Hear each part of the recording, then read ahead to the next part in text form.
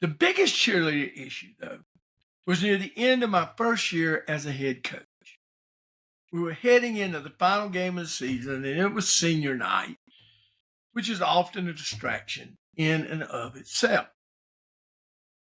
However, an argument broke out during the week between the football players and the cheerleaders. What I ended up being faced with on game day was the football players were refusing to run through the banners the cheerleaders had made for the game. They intended to run around it, leaving the cheerleaders embarrassed, holding a banner across the goalpost that no one ran through, on senior night, no less. I considered telling them they had to or they couldn't play. That was going to lead to all kinds of problems, and their heads would be everywhere but in the game. There was always a possibility one or two might even refuse to play or test me by not running through the banner. The closer we got to game time, bigger a distraction this all became.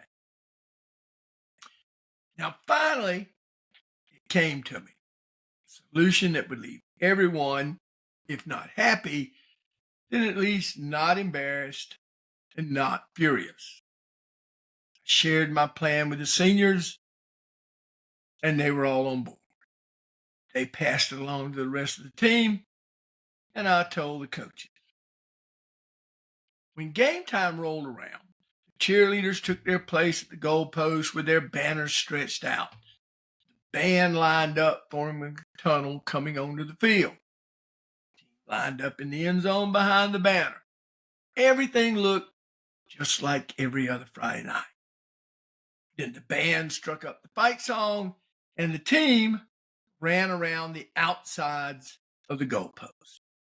Half of them to one side, half to the other, and joined the band's tunnel right at the banner.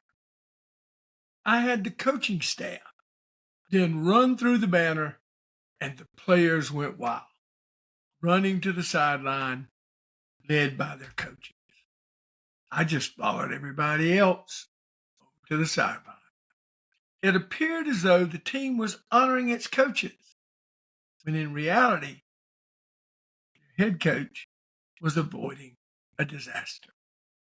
Here I was, a 29-year-old first-year head coach, exhibiting the wisdom of Solomon.